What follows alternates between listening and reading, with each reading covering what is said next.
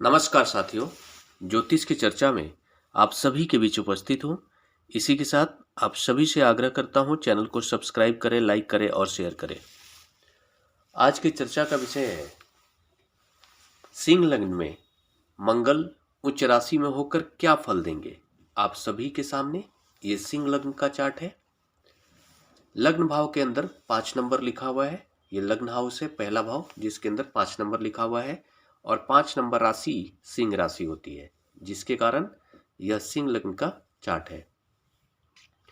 इस लग्न चार्ट के अंदर मंगल अपनी उच्च राशि मकर राशि में होकर छठे घर के अंदर विराजमान है, जहां पर ये 10 नंबर लिखा हुआ है। 10 नंबर राशि मकर राशि होती है और यहीं पर मंगल विराजमान होकर अपनी उच्च राशि में स्थित है।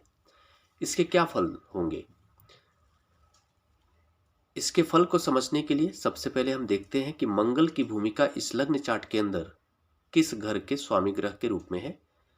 इस लग्न चार्ट के अंदर नवम भाव के अंदर 1 नंबर लिखा हुआ है और चौथे भाव के अंदर सुख भाव के अंदर 8 नंबर लिखा हुआ है। 8 नंबर राशि वृश्चिक राशि होती है, 1 नंबर राशि मेष राशि होती है और दोनों के स्वामी ग्रह मंगल होते हैं।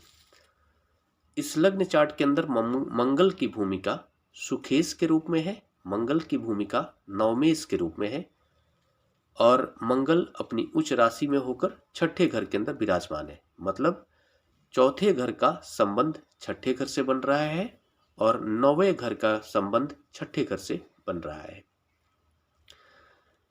कोई भी ग्रह जब भी उच्च राशि का होकर किसी भी घर के अंदर बैठता है तो सबसे पहला प्रभाव जिस घर के अंदर बैठता है उस घर पर डालता है और साथ में जिस क्षेत्रों का वो कारक ग्रह होता है उन क्षेत्रों पर डालता है। कुल मिलाकर के आप यह मान सकते हैं कि जिस घर के अंदर कोई भी ग्रह उच्च राशि में होकर बैठेगा तो उसके बहुत सारे सकारात्मक प्रभाव होते हैं। वो घर को मजबूत करने का काम वो ग्रह करता है उच्च राशि में होकर बैठकर। दूसरा, जिस कारक क्षेत्रों का वो ग्रह मालिक होता है उन सभी क्षेत्रों में बढ़ चढ़कर उसके प्रभाव देखने को उसके जीवन में मिलते हैं। सकारात्मक प्रभाव भी मिलते हैं और कुछ नकारात्मक प्रभाव भी देखने को मिलते हैं। मंगल मूल रूप से एनर्जी के कारक ग्रह हैं, जमीन जायदाद के कारक ग्रह हैं और ऊर्जा के स्रोत हैं।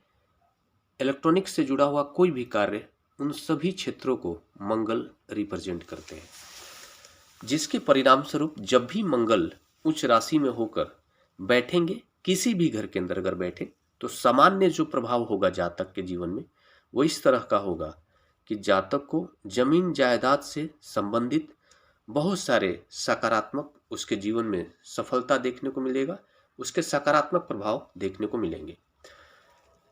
बहुत सारे मामले में ऐसा होता है कि उसको अपने पूर्वजों से बहुत सारी जमीन मिलता है, बहुत सारी जमीन का वो वारिस होता है और बहुत सारी परिस्थितियों में ऐसा भी होता है कि जातक खुद अपने पराक्रम के प्रभाव से अपना खुद का पराक्रम करके और बहुत बड़ा लैंड बैंक हासिल करता है, बहुत सारी प्रॉपर्टी हासिल करता है। ये डिपेंड करता है कि कौन सा लग्न है और उसमें मंगल की भूमिका के साथ साथ बाकी ग्रहों की क्या भूमिका है और कितनी सकारात्मक है। यहाँ पर यह प्रभाव होगा कि छठे घर के अंदर मंगल बैठ रहे हैं तो छठे घर के अंदर मंगल का बैठना थोड़ा सा सकारात्मक के साथ साथ नकारात्मक इस तरीके से प्रभावित होता है, क्योंकि जो छठा घर होता है रोग का होता है, ऋण का होता है, कर्जे का होता है और सेवा का भी होता है। इन सभी क्षेत्रों पर मंगल अपना प्रभाव डालेंगे। सभी क्षेत्रों पर आपको सकारात्मक प्रभाव डालने के साथ साथ नकारात्मक प्रभाव यह होगा कि थोड़ा सा आपको जो है कि मंगल जो होता है, मंगल व्यक्ति के अंदर इतनी एनर्जी देने के साथ साथ थोड़ा सा जुझारू, जिद्दी, ये सब के साथ साथ झगड़ालू स्वभाव जरूर दे देते हैं जातक के व्यक्तित्व के अंदर, जिसके परिणाम स्वरूप कभी कभी वो लीगल एलिगेशन में फंस सकता है। ऐसी स्थिति भी बनती है। यहाँ पर नवम भाव के स्वामी ग्रह होकर मंगल छठे घर के अंदर बैठे हुए हैं, जिसका परिणाम ये होगा कि जातक का जो भाग्य खुलने वाला है वो छठे घर से जुड़ा हुआ कार्य होगा। छठा जो घर होता है रोग का, ऋण का, कर्जे का, सेवा का होता है मतलब रोग ऋणी का मतलब ये हुआ कि जातक का जो हो सकता है कि जो काम हो वो हॉस्पिटल से जुड़ा हुआ कार्य हो, या फिर वो आपको कोर्ट कचहरी से जुड़ा हुआ कार्य हो, या फिर सेवा के क्षेत्र में भी वो अपनी बड़ी भूमिका निभाते हुए अच्छी सफलता प्राप्त कर सकता है और अपने भाग्य का निर्माण कर सकता है, ऐसी स्थिति बनेगी। इसके अलावा मंगल यहाँ पर आपको सुख भाव के स्वामी ग्रह होकर बैठे हुए हैं। तो सुख जो भाव है चौथे घर के अंदर 8 नंबर बन रहा है। चौथा जो घर होता है नेटिव प्लेस होता है, जातक का खुद का अपना घर होता है और जनता का घर होता है, माता का घर होता है। इन सभी क्षेत्रों पर जातक के जीवन में सकारात्मक प्रभाव देखने को मिलेंगे।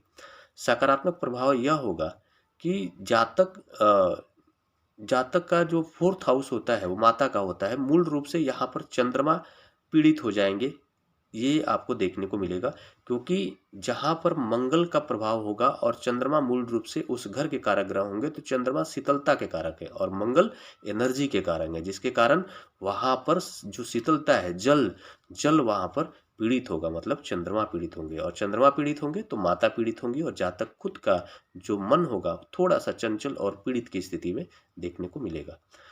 सुखों में बढ़ चढ़कर बढ़ोतरी देखने को मिलेगी। जातक के जीवन में बहुत सारे जो भी सुख सुविधाएं हैं उन सभी सुखों को देने में मंगल अपनी भूमिका निभाएंगे, और जो भी उसके जीवन में लग्जरी चीज़ों को लेकर के अट्रैक्शन होगा, वो सारी क्षेत्रों में मंगल अपना सहयोग देने का काम करेंगे और उसके जो भी मनोकामना है उन सभी मनोकामना को पूर्ण करने का काम करेंगे।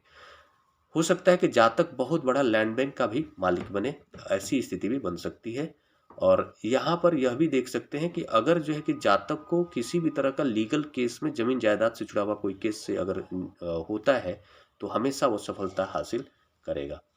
ऐसे प्रभाव अमूमन आपको देखने को मिलेंगे। चौथे घर के बारे में ये कहा जाता है कि जो सुख भाव है, सुख भाव का स्वामी ग्रह अगर मजबूत हो तो जातक को जीवन में बहुत सारी सुख सुविधाएं ऑटोमेटिक उसके झोली में आकर गिर जाती हैं। लेकिन सुख भाव के मूल रूप से जो स्वामी ग्रह हैं वो शुक्र होते हैं। तो शुक्र की क्या स्थिति होगी उस पर भी जो है कि प्रभाव बदल सकते हैं, सकारात्मक रूप से और नकारात्मक रूप से, मतलब प्रभाव घट भी सकते हैं और बढ़ भी सकते हैं। ये जो प्रभाव बताया गया है पर्टिकुलर केवल मंगल की स्थिति को देखकर बताया गया है, और बाकी सारे 8 ग्रहों की क्या स्थिति है, किस तरह का प्लेसमेंट है उनका, कितने स्ट्रांग होकर बैठे हुए हैं, वो उच्च राशि में बैठे हैं, शत्रु राशि में बैठे, तो बाकी सारे ग्रहों की भूमिका क्या है उस पर फिर अलग अलग प्रभाव देखने को मिलते हैं। ये सिर्फ एक ग्रह की स्थिति के बारे में विश्लेषण किया गया है। मंगल के साथ कौन सा ग्रह बैठता है, मंगल पर किसकी दृष्टि होती है, गुरु का क्या स्टेटस है, गुरु कितने मजबूत होकर बैठे हैं, लग्नेश कितने मजबूत हैं, इन सब पर प्रभाव घटते और बढ़ते हैं। राहु और केतु की कितनी भूमिका है लग्न चार्ट के अंदर, ये सबसे महत्वपूर्ण है। इसी के साथ अगले विषय पर चर्चा के लिए आप सभी के बीच मिलूंगा। तब तक के लिए मेरा नमस्कार।